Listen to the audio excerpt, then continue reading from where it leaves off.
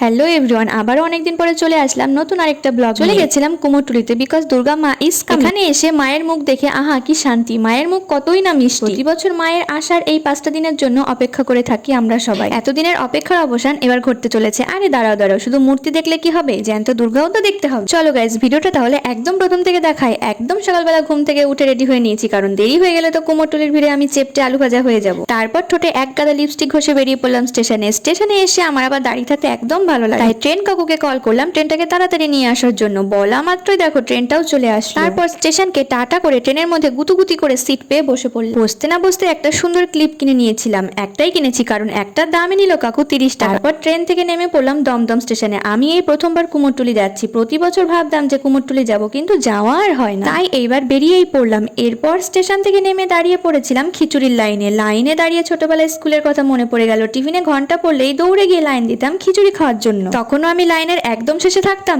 আজকেও সেই লাইনে সবার পিছনে দাঁড়িয়ে। না গাইস, এটা খিচুড়ির লাইন না, এটা হচ্ছে মেট্রো টিকিট কাটার লাইন।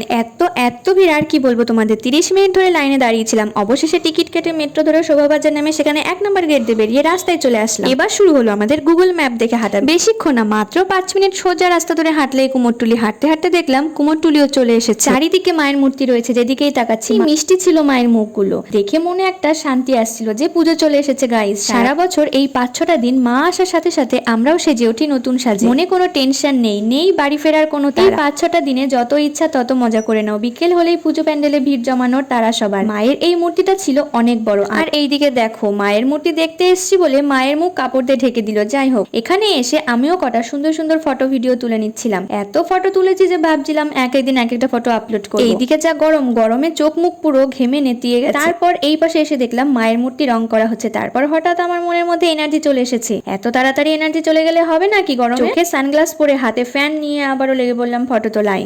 আরে দাঁড়াও, শুধু কুমোরটুলিতে এসে মায়ের মূর্তি দেখেই চলে যাবে না কিন্তু। সেখান থেকে বেরিয়েই রয়েছে গঙ্গার ঘাট। সেখানে যেতে কিন্তু একদম মিস করো না। এত সুন্দর প্রাকৃতিক দৃশ্য, ফুরফুরে হাওয়া খেয়ে তারপর বাড়ি আসবে। ঘাটে এসে তো এদিকে জ্যান্ত দুর্গাকেও দেখে নিলাম। আমিও একটুখানি দুর্গার ভিডিও করব, তা না এই মেয়েটা এসে আমার ভিডিওটাকে একদম চটকে খারাপ করে দিল। তারপর গঙ্গার জলে পা ভিজিয়ে পা মন সব ঠান্ডা করে আবারও চলে আসলাম স্টেশনে। সারাদিন হেঁটে হেঁটে পা পুরো ব্যথা হয়ে গেছে গাইস। এবার বাড়ি গিয়ে আরাম করব।